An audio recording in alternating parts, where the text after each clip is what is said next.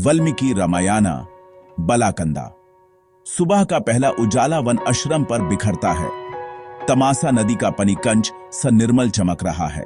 भारद्वाजा, इस प्रभात की सुंदरता मेरा हृदय भर देती है। सृष्टि वास्तव में अद्भुत है। हाँ गुरुदेव, आज वन शांत और मंगल में जाग रहा है। तपोवन की निश्चलता में करुणा और शांति समाई है। चलो नदी की ओर चलें। प्रकृति की गोद में दो तपस्वी निर्मल मन से बधते हैं। देखो पुत्रा, कितनी निर्मल और शांत है यह नदी, जैसे पाप से अनास्पर्श आत्मा। यहीं स्नान उचित होगा गुरुदेव। यहीं हम स्नान करेंगे।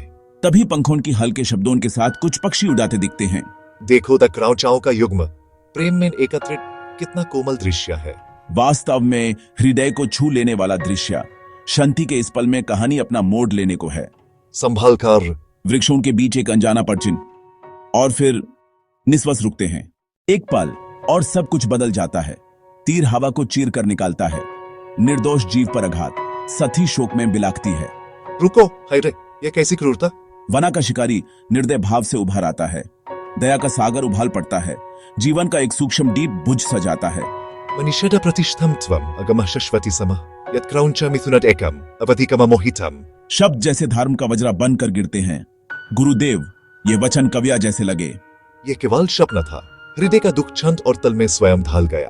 जैसे दिव्या शक्ति उनमें प्रवाहित हो थी। अचानक ये शक्ति कौन सी थी गुरुदेव? विचित्र है भरद्वाजा, कौन सी शक्ति मेरे मध्यम से बोली। यही पल रमकथा के जम का संकेत देता है। वापसी की चाल में संकल्प की गंभीरता है। हर कदम एक नई दृष्टि की ओर। आश्रम की सीमा पर शांति फिर से बस जाती है। वो छंद अपने आप आ गया, जैसे सरगम ने मुझे चुना हो। छंद और लय जीवन के रोम रोम में बस जाती है। गुरुदेव, ये छंद कैसा है? इसमें ताल और मात्रा स्वयं सदृश हो गए, जैसे शोक को श्लोका ने आकर दे दिया। तभी एक अलौकिक प्रकाश आश्रम को आच्छादित करता है। वंदना, ऋषि वाल्मीकि, तुम्हें देवों का आशीर्वाद हो। स्वागत है। देवर्षि नारादा, आप देवदूत हैं। कृपया आसनम ग्रहण करिए। तुम्हारे हृदय में उठे प्रश्न का उत्तर लेकर आया हूँ।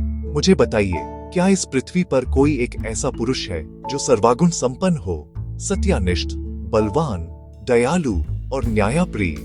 हाँ ऋषि, ऐसा पुरुष विद्यमान है। सच के स्वर कंपित होते हैं। कौन है वो देवर्षि? इक्ष्वाकु वंश में जन्मा हुआ, धर्मा का स्वरूप, एक नरेंद्र। उसका नाम है रामा। रामा मर्यादा का प्रतीक, दया का सागर, सत्य का आधार। धर्मा की प्रतिछवि, मानवता का आदर्श। इक्ष्वाकु कुल का मनिक, उसकी वंशावली तेजोमय और प्रतिष्ठित। परंपरा का गौरव। ऐसा पुरुष पृथ्वी पर अद्भुत, सत्यव्रता, जितेंद्रिया, मर्यादा पुरुषोत्तम, जनता का हितकारक, शत्रुओं का दमन करता, न्याय और करुणा का संतुलन। गुरुदेव, ये कथा अवश्य रचित होनी चाहिए। हाँ, इसे लोक कल्याण के लिए गाया जाना चाहिए।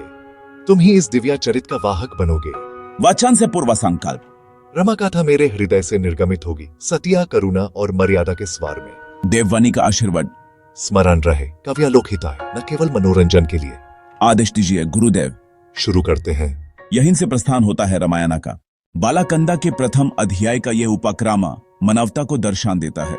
मनीषाद प्रतिष्ठम त्वम, कोमल ध्वनि में पुनर्उच्चारण। शौक से श्लोका, यही तो कविया का जम है। लोकमंगल के लिए कथा कहना, यही ऋषि धर्मा है। आगे चलकर हम देखेंगे रामा का जम, वनवास, सेतु और धर्मा की परीक्षा। हर चरण में मर्यादा का प्रकाश। श्रोताओं, इस यात्रा में मेरे साथ चलिए, हृदय खोलकर। संगीत और शब्द एक सुर में बनते हैं। गुरुदेव, हम तैयार हैं। अगले भाग में रामा का जन्म और अयोध्या का रजवांश। इस कहानी को लाइक, शेयर और सब्सक्राइब करके सत बनिए। घंटी दबाएं ताकि अगला अध्याय तुरंत मिले। संगीत शंठ बंसूरी और तनपुरा। आवाज युवा हिंदी कथान। तमासा की धर जैसे निर्माल, वैसे ही रहे हमारा मन। रमकथा का शुभारंभ हो चुका है। मिलते हैं अगले अध्याय में।